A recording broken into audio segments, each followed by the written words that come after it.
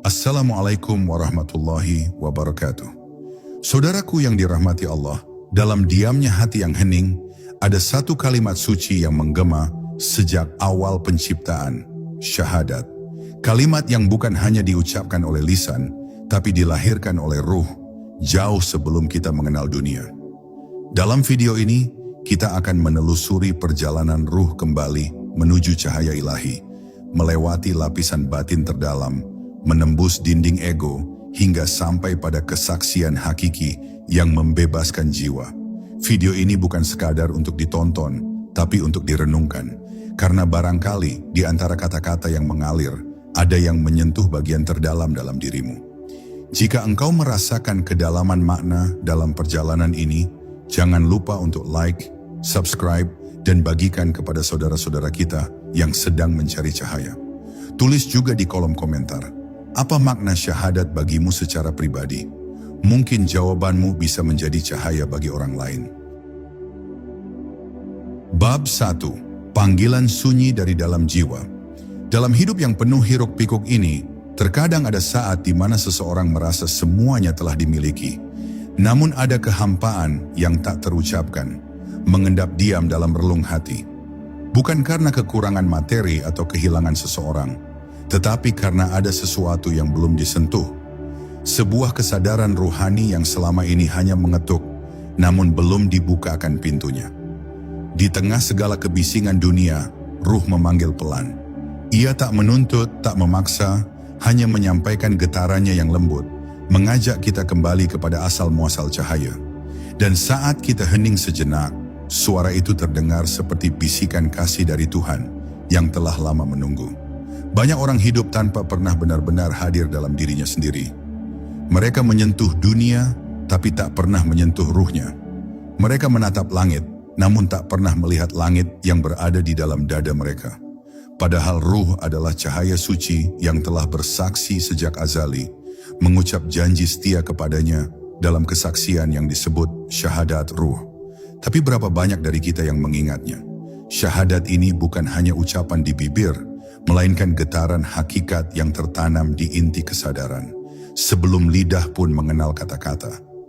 Ia adalah janji yang terukir di permukaan nurani, mengalir seperti embun suci dalam aliran waktu ruhani.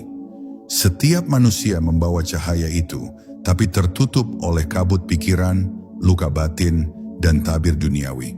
Maka perjalanan spiritual sejati bukan tentang menemukan sesuatu yang baru, tetapi kembali kepada sesuatu yang telah lama ada, yang sejak awal telah menetap di dalam diri. Saat seseorang mulai mendengar panggilan itu, hidupnya tak akan pernah sama. Ia akan mulai bertanya dengan sungguh, siapa aku sebenarnya? Mengapa aku diciptakan? Dan kemana aku akan kembali? Pertanyaan-pertanyaan ini bukanlah kelemahan iman, melainkan pintu awal menuju perjumpaan dengan nur yang tersembunyi, yang telah lama ingin menyapa kita. Dalam hening malam, di sela-sela detak jantung yang tak terdengar oleh dunia, ruh memanggil seperti rindu yang menetes dari langit jiwa. Ia mengajak bukan dengan logika, tapi dengan rasa. Ia menyentuh bukan lewat indera, tapi lewat keheningan. Ketika seseorang mulai merasakan panggilan itu, akan ada kegelisahan yang indah. Seakan ada sesuatu yang ingin lahir kembali dalam dirinya. Seakan ada sesuatu yang ingin disucikan. Dan saat itulah seseorang mulai berjalan, bukan lagi dengan kaki, tapi dengan niat. Bukan lagi dengan peta, tapi dengan cahaya yang terpancar dari dalam batinnya sendiri. Bab pertama ini bukanlah jawaban, melainkan gerbang untuk membuka kesadaran. Kita tidak sedang belajar hal baru, melainkan sedang mengingat apa yang pernah kita ketahui sebelum kita dilahirkan ke dunia. Syahadat ruh adalah perjanjian batin yang telah berlangsung sejak alam arwah. Dan ketika seseorang mulai merasa getarannya kembali, maka berarti ruhnya telah memanggilnya pulang. Inilah saatnya untuk mendengarkan, untuk menyambut, dan untuk menyatu dengan cahaya yang selama ini menunggu dalam diam. Perjalanan baru saja dimulai. Bab 2. Saat dunia menyilaukan, cahaya ruh meredup. Seiring bertambahnya usia, manusia diajarkan untuk mencintai apa yang terlihat dan menggenggam apa yang dapat disentuh. Dunia ini menawarkan begitu banyak pesona, kemewahan, kehormatan, pengakuan, dan kenikmatan sesaat. Semuanya membungkus hati dengan tabir tipis yang perlahan menjadi tebal hingga ruh tak lagi terdengar oleh kesadaran. Syahadat yang dahulu bersinar dalam jiwa kini menjadi samar. Bukan karena ruhnya memudar, tetapi karena kita terlalu sibuk mengurus bayang-bayang hingga melupakan sumber cahaya yang sejati. Dunia memang tidak pernah salah. Ia adalah ladang ujian, tempat di mana manusia diuji kesetiaan jiwanya. Tapi ketika dunia dijadikan satu-satunya tujuan, maka ruh mulai tenggelam. Banyak orang terlihat hidup, berjalan dan tertawa, tapi ruh mereka terluka, menangis dalam diam. Mereka mencari di luar apa yang seharusnya dicari di dalam. Mereka ingin damai, tapi tidak tahu bahwa damai sejati hanya datang dari ruh yang mengenali kembali asalnya. Karena ruh yang tercerabut dari kesaksiannya akan senantiasa gelisah meskipun tubuhnya dimanjakan oleh segala kenyamanan. Dan di antara keramaian itu, masih ada jiwa-jiwa yang tiba-tiba terdiam. Terkadang tanpa sebab yang jelas, mereka mulai merenung, merasa hampa, merasa bahwa semua pencapaian belum mengisi ruang paling dalam dari diri mereka. Rasa itu bukan kelemahan, bukan kebingungan. Itu adalah panggilan. Sebuah panggilan halus dari tempat yang sangat jauh, namun juga sangat dekat. Ruh sedang mengetuk pintu kesadaran, mengingatkan bahwa dunia ini hanya perhentian sementara, bukan rumah sesungguhnya. Ia rindu untuk kembali kepada cahaya yang dulu menjadi tempatnya bersaksi. Saat itu terjadi, jangan abaikan. Karena tidak semua orang diberi anugerah untuk mendengar panggilan itu. Ada yang mati tanpa pernah mengingatnya. Maka jika ruhmu mulai resah, jika jiwamu mulai menangis tanpa sebab, ketahuilah bahwa itu bukan kejatuhan. Itu adalah awal kebangkitan, sebuah gerakan dari dalam untuk kembali menyentuh cahaya yang sejati. Syahadat ruh sedang bergetar kembali, menuntunmu perlahan tapi pasti menuju Tuhan yang selalu dekat, namun seringkali kita lupakan. Dan sungguh tidak ada perjalanan yang lebih penting selain perjalanan menuju diri sejati. Karena ketika engkau menyentuh ruhmu kembali, engkau akan tahu bahwa engkau tidak sendiri. Di sanalah engkau menemukan bahwa Tuhan tidak pernah jauh, tidak pernah meninggalkan, dan selalu menyapa meski kita sering berpaling. Dunia boleh memalingkan pandanganmu dari cahaya, tapi ruh akan terus mencarinya. Dan ketika engkau kembali membuka pintu hatimu, syahadat yang dulu engkau ucapkan di alam ruh akan kembali bersinar, membimbingmu menembus gelapnya dunia. Bab 3. Ketika hati mulai mengenali asalnya.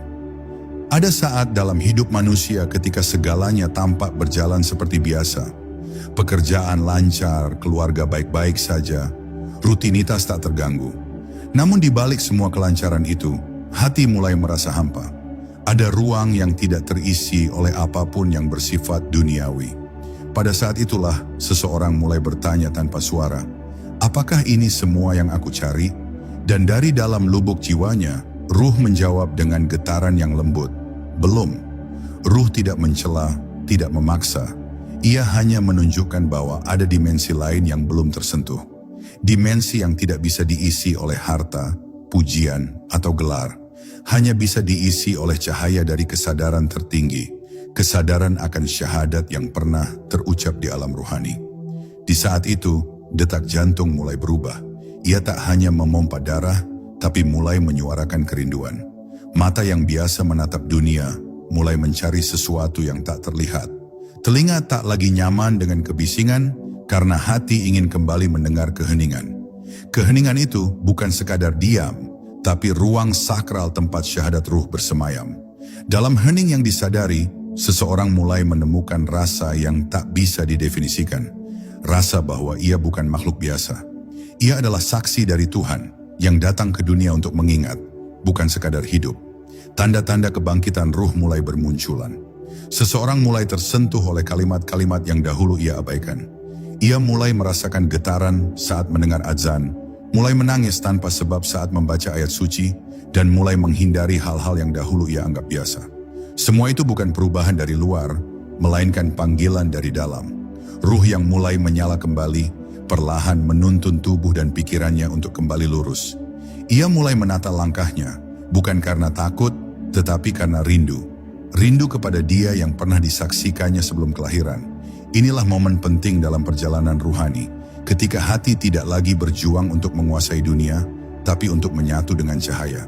Perjuangan ini tidak terlihat oleh mata manusia, tidak dicatat oleh sejarah dunia, tapi dicatat oleh langit. Karena tidak semua orang berhasil sampai ke titik ini.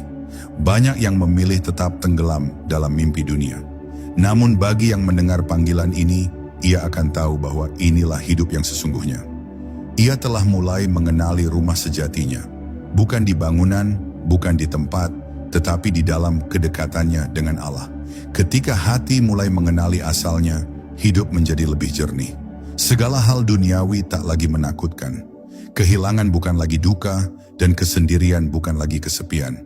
Karena ruh telah kembali menatap ke dalam dirinya, dan menemukan bahwa ia tidak sendiri. Ia adalah bagian dari cahaya, dan cahaya itu kini mulai menyambutnya kembali. Syahadat ruh tidak hanya terdengar kembali, tetapi mulai hidup, mengalir, dan membimbing. Dan pada saat itu, seseorang akan mulai merasakan kedamaian yang tidak bisa diberikan oleh apapun selain oleh Tuhan itu sendiri. Bab 4. Menyusuri jejak cahaya di dalam diri. Ketika ruh mulai bangkit dari tidurnya, dunia tidak serta-merta menjadi sunyi.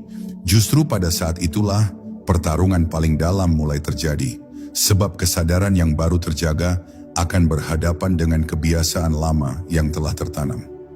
Pikiran menolak, tubuh memberontak, dan lingkungan tidak selalu memahami. Tapi cahaya ruh tidak dapat dibungkam. Ia telah menyala kembali, meski perlahan, dan cahayanya mulai menyusuri lorong-lorong batin yang selama ini gelap. Setiap langkah kecil menuju kesadaran ruhani adalah jejak kembali ke asal, dan setiap kesadaran baru adalah serpihan dari syahadat lama yang mulai disusun ulang. Menyusuri jejak cahaya bukan perkara mudah. Seringkali terasa sepi, terasa asing, bahkan menyakitkan. Karena tidak semua yang dahulu dicintai akan ikut dalam perjalanan ini. Beberapa hal harus dilepas, beberapa orang harus ditinggal, dan beberapa kebiasaan harus dimatikan. Tapi tidak ada kehilangan yang sejati dalam perjalanan menuju Allah. Setiap hal yang dilepas akan diganti dengan ketenangan yang tidak dapat dibeli, dan setiap rasa sakit akan berubah menjadi hikmah yang memurnikan. Ruh mulai dibimbing oleh cahaya batin, bukan oleh logika dunia. Ia berjalan bukan dengan mata, tapi dengan hati yang mulai jernih. Dalam tahapan ini, seseorang mulai memahami bahwa tidak semua hal bisa dijelaskan. Ada hal-hal yang hanya bisa dirasakan, hanya bisa ditangisi, atau hanya bisa didiamkan dalam hening. Kalimat-kalimat suci tidak lagi sekadar teks, tapi getaran hidup yang membungkus hati. Zikir tidak lagi hanya gerakan lidah, tapi aliran energi yang menghubungkan antara hati dan langit. Semuanya terasa baru, namun sekaligus seperti sesuatu yang sangat lama dikenali. Itulah tanda bahwa syahadat ruh sedang dihidupkan kembali. Bukan dalam konsep, tapi dalam pengalaman langsung di dalam kesadaran. Perjalanan ini tidak menuntut kesempurnaan. Ia hanya meminta kejujuran. Jujur untuk mengakui betapa selama ini kita jauh, betapa lama kita membiarkan ruh tertutup oleh debu dunia. Namun Allah tidak pernah jauh. Ia dekat, lebih dekat dari urat leher, lebih dekat dari apapun yang bisa kita rasakan.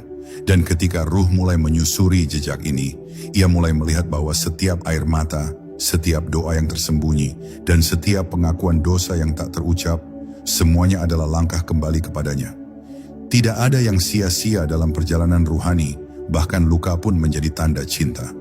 Inilah fase di mana manusia tidak hanya berjalan, tetapi mulai dibimbing. Cahaya tidak hanya ditemukan, tetapi mulai menyatu.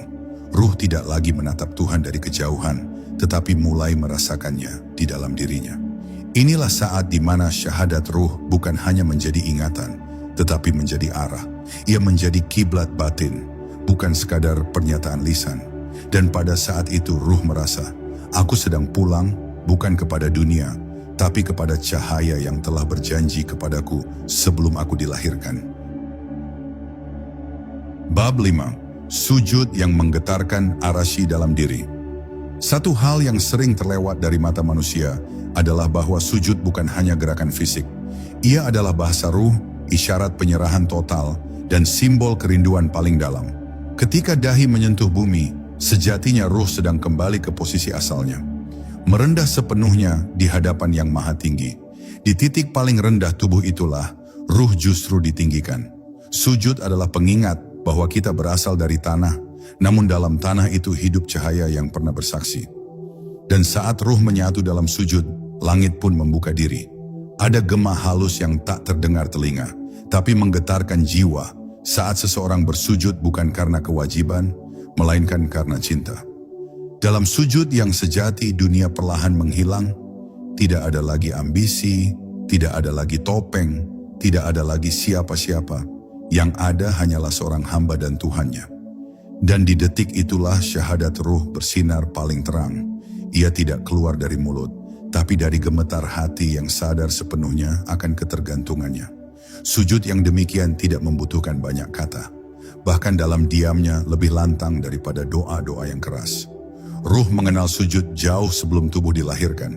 Maka tak heran jika dalam keletihan yang dalam keputusasaan yang sunyi, seseorang bisa menemukan damai yang luar biasa saat ia menundukkan diri sepenuh jiwa. Namun sujud seperti itu tidak datang dengan mudah. Ia adalah hasil dari perjalanan panjang. Perjalanan menanggalkan ego, membongkar kebiasaan, menyembuhkan luka batin, dan menghadapi sisi tergelap dalam diri. Ia datang setelah tangis-tangis yang panjang, setelah malam-malam di mana seseorang bicara pada Tuhan, dalam bisikan yang bahkan tidak terdengar oleh dirinya sendiri. Tapi ketika sujud itu datang, semuanya berubah. Seolah dunia berhenti, seolah ruh bersatu kembali dengan suara yang pernah ia dengar di alam ruhani, suara yang menanyakan, "Bukankah aku ini Tuhanmu?" Dan dalam sujud itu, ruh menjawab lagi dengan gemetar, "Benar ya Rob, Engkau adalah Tuhanku." Sujud adalah titik temu antara syahadat ruh dan kehidupan nyata. Ia menjadi jembatan antara dimensi yang tak terlihat dengan dimensi yang kita tinggali.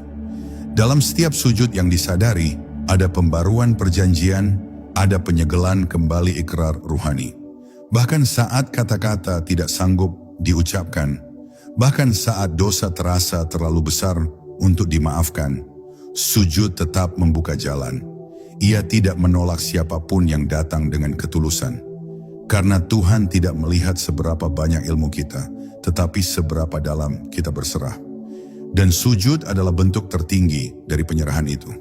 Disinilah seseorang mulai memahami bahwa syahadat ruh tidak hanya hadir dalam bentuk pernyataan teologis, tapi dalam detik-detik ketika ruh merasa hancur dan tak mampu lagi bertahan tanpa cahayanya. Sujud menjadi saksi bahwa meskipun kita sering lupa, Tuhan tidak pernah lelah menanti. Dan ketika sujud itu lahir dari dalam kesadaran terdalam, maka saat itulah ruh sedang berlayar kembali ke asalnya. Tidak dengan langkah, tapi dengan cinta yang terus menyala. Bab 6. Dunia tak lagi sama setelah ruh terbangun. Ketika ruh mulai terjaga, pandangan terhadap dunia pun berubah. Apa yang dahulu dianggap penting, kini tampak sebagai fata morgana. Kilau dunia tidak lagi menyilaukan, karena cahaya dalam diri telah menyala. Orang-orang yang dahulu diidolakan, kini hanya tampak sebagai sesama pengembara yang sedang mencari jalannya pulang. Kekayaan, kehormatan, dan kekuasaan bukan lagi puncak pencapaian, tapi hanya kendaraan sementara dalam perjalanan menuju keabadian. Bukan berarti dunia ditinggalkan, tetapi tak lagi diagungkan. Dunia tetap dijalani, namun dengan mata yang telah bersih dan hati yang mulai melihat dengan jernih. Ruh yang sadar tidak menolak dunia, tapi ia menempatkan dunia pada tempatnya. Ia bisa bekerja, berdagang, berbicara, bahkan tertawa seperti biasa, tetapi semua dilakukan dengan kesadaran penuh bahwa setiap detik adalah bagian dari ibadah. Ia tidak lagi hidup dalam ilusi bahwa dunia adalah tujuan akhir. Ia tahu bahwa dunia hanyalah ruang ujian untuk membuktikan kesetiaan terhadap janji yang pernah diikrarkan dalam syahadat ruh. Maka setiap kesulitan diterima sebagai bagian dari tarbiyah dan setiap nikmat dipandang sebagai titipan yang harus dijaga. Saat ruh mulai memimpin hidup, seseorang tidak lagi mudah goyah. Ia bisa tenang meski dihina, bisa sabar meski dikhianati, dan bisa bersyukur meski hanya memiliki sedikit. Karena ukurannya bukan lagi dunia, tapi ridha Tuhan. Ia hidup dengan kesadaran bahwa setiap manusia membawa cahayanya masing-masing. Dan karena itu, ia belajar untuk tidak meremehkan siapapun. Ia mulai menghormati bukan karena status, tapi karena ruh yang bersemayam dalam diri setiap makhluk. Bahkan dalam hewan, tumbuhan, dan angin yang bertiup, ia melihat isyarat-isyarat dari Sang Pencipta. Orang yang ruhnya terjaga akan merasa asing di dunia. Bukan karena ia sombong, tapi karena jiwanya tidak lagi cocok dengan kebisingan yang sia-sia. Ia lebih senang berada dalam hening, dalam zikir, dalam percakapan yang jujur, dalam malam yang sunyi bersama Tuhannya. Ia tahu kebahagiaan sejati bukanlah tertawa keras di tengah pesta, tapi menangis pelan dalam sujud yang dalam. Hidupnya sederhana namun penuh makna. Ia tidak mengejar banyak hal karena yang ia cari adalah satu. Kedekatan dengan Allah yang pernah ia saksikan sebagai Tuhannya, jauh sebelum tubuh ini mengenal dunia. Dan ketika ruh memimpin, kehidupan menjadi zikir yang terus hidup. Langkah kaki adalah doa, tatapan mata adalah ibadah, dan napas pun menjadi puji-pujian diam kepadanya. Itulah saat di mana syahadat ruh bukan hanya sebuah ingatan, tetapi telah menjadi arah hidup. Ia bukan hanya mengenali cahaya, tapi juga mulai menjadi bagian dari cahaya itu sendiri. Ia tidak hanya menyebut nama Allah, tetapi mulai hidup di bawah naungan nama itu. Dan dari sana, dunia tidak lagi menjadi beban, tetapi jembatan. Jembatan yang indah jika dilalui dengan kesadaran yang menyala. Bab 7. Cinta yang menghapus jarak. Ada saat di mana ruh yang terjaga tak lagi cukup hanya dengan mengenal Tuhannya. Ia mulai rindu untuk menyatu, untuk larut, untuk melebur dalam samudra yang tak bertepi, samudra cinta ilahi. Cinta ini tidak sama dengan cinta dunia yang mengikat dan membatasi. Ia adalah cinta yang melepaskan, yang memurnikan, yang menyucikan segalanya. Ia bukan hanya rasa tapi jalan, bukan hanya pengakuan tapi perjalanan. Ruh yang mencinta tidak menuntut balasan, karena dalam setiap zikirnya, ia telah merasa dipeluk oleh Sang Pemilik jiwa. Disitulah syahadat ruh kembali menggema, bukan sebagai janji yang telah lalu, tapi sebagai ikrar yang diperbaharui dalam setiap detik kehidupan. Cinta seperti ini membuat hidup menjadi ringan, bukan karena beban berkurang, tapi karena hati telah pasrah kepada yang dicintai. Segala kesedihan tidak lagi membuatnya runtuh, karena ia tahu semua itu adalah bahasa rahasia antara dirinya dan Tuhan. Setiap luka adalah surat cinta, setiap kehilangan adalah undangan untuk lebih dekat. Ia tidak lagi bertanya mengapa, tetapi mulai berkata terima kasih. Bahkan air matanya menjadi bagian dari ibadah. Ruh yang mencinta tidak lagi gelisah mencari makna hidup, karena makna itu telah ditemukannya dalam satu nama, Allah. Dan ketika cinta itu telah membakar segala debu dunia dari hatinya, ruh mulai melihat dengan cara yang berbeda. Ia melihat rahmat Allah dalam setiap makhluk. Ia melihat wajahnya dalam senyum anak kecil, dalam gemuruh ombak, dalam keheningan malam. Cinta ini menjadikan segala sesuatu terasa hidup, karena cinta telah menghidupkan ruhnya. Ia tidak lagi butuh pengakuan dari manusia. Ia tidak haus tepuk tangan atau sanjungan. Karena hatinya telah penuh, cintanya telah cukup. Dan dari kepenuhan itu, ia mulai memberi, mengasihi, mendoakan, bahkan untuk mereka yang melukainya. Namun jalan cinta ini bukan tanpa ujian. Semakin dalam cinta, semakin dalam pula ujian yang datang. Tapi ruh yang mencinta justru menerima ujian sebagai bukti cinta itu sendiri. Ia tidak lagi melihat ujian sebagai murka, tetapi sebagai cara Allah mengukuhkan kedekatannya. Karena cinta sejati bukan tentang manisnya perjalanan, tapi tentang kesetiaan dalam luka. Ruh yang mencinta tidak meminta jalan yang mudah, tapi jalan yang membuatnya semakin dekat kepada cahaya. Ia tidak minta diangkat, tapi dipelihara, agar tidak berpaling lagi kepada selain Dia. Syahadat ruh pada titik ini bukan hanya pengakuan keesaan Tuhan, tapi penegasan cinta yang tak bisa dibantah. Ruh tidak hanya berkata, Engkaulah Tuhanku, tapi juga berkata dalam diamnya, dan hanya kepadamu cintaku kembali. Itulah cinta yang menghapus jarak, yang meruntuhkan dinding antara hamba dan Tuhan. Bukan karena hamba menjadi Tuhan, tetapi karena Tuhan berkenan menghuni ruang terdalam jiwa hambanya. Dan ketika cinta itu menetap, maka dunia bukan lagi tempat asing. Dunia menjadi ladang untuk menabur cintanya, dan ruh menjadi pembawa damai bagi siapapun yang ia temui. Bab 8. Ketika ruh melihat dengan mata Allah. Setelah ruh mengenal cinta, ia tidak lagi hidup seperti sebelumnya. Segalanya berubah. Ia tidak hanya mencintai Tuhannya, tapi juga mulai memandang kehidupan sebagaimana Tuhan memandangnya. Penuh kasih, penuh maaf, penuh hikmah. Ia mulai melihat bahwa di balik setiap peristiwa ada tangan halus ilahi yang sedang menata. Tidak ada kebetulan, tidak ada sia-sia. Segala sesuatu menjadi pelajaran, bahkan luka menjadi guru yang agung. Inilah kebijaksanaan yang lahir dari ruh yang bersyahadat dengan cinta, bukan hanya dengan kata. Ia tidak lagi tergesa dalam menilai, karena ia tahu bahwa setiap makhluk sedang menjalani jalannya masing-masing untuk kembali pulang. Ruh yang seperti ini tidak lagi banyak berbicara, tapi setiap diamnya mengandung makna. Ia tidak merasa perlu menjelaskan dirinya, karena ia tahu bahwa cahaya tidak butuh pembelaan. Ia hanya cukup bersinar. Dalam kebijaksanaannya, ia mulai memahami bahwa tidak semua orang berada di tempat yang sama dalam perjalanan spiritual. Maka ia menjadi lembut, tidak mudah menyalahkan, tidak cepat menghakimi. Ia mulai mendoakan mereka yang bahkan tidak ia kenal, karena ia melihat ruh orang lain sebagaimana ia melihat ruhnya sendiri. Pernah bersaksi, pernah bersujud, dan sedang mencari jalan pulang. Ia mulai menyadari bahwa ilmu bukanlah soal banyaknya hafalan, tapi sejauh mana ilmu itu melahirkan kasih sayang. Bahwa amal bukanlah soal banyaknya gerak, tapi sejauh mana ia mengubah hati menjadi lebih tenang. Ruh yang bijaksana tidak sombong dengan ibadahnya, karena ia tahu bahwa semua kekuatan datang dari Allah.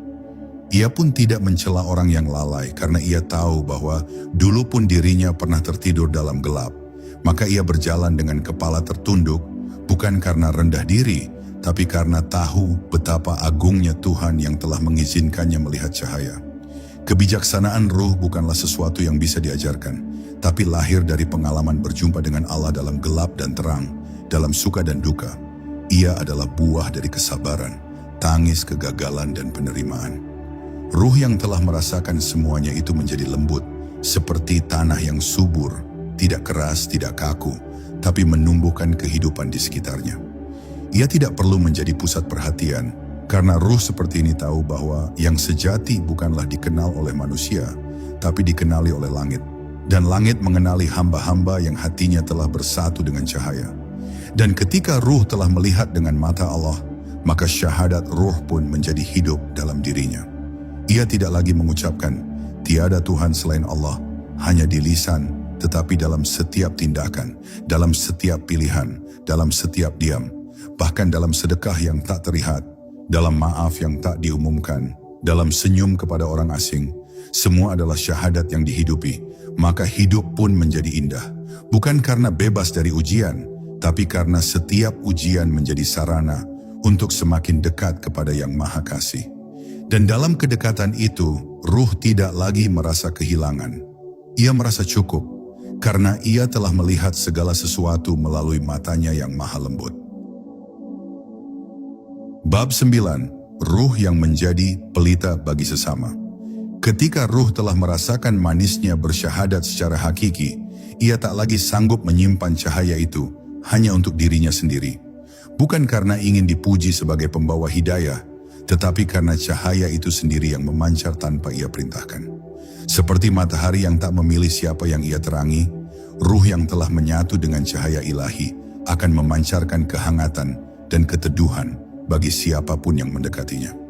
Ia menjadi pelita dalam gelap, menjadi air bagi jiwa-jiwa yang haus, menjadi pelukan bagi hati-hati yang rapuh.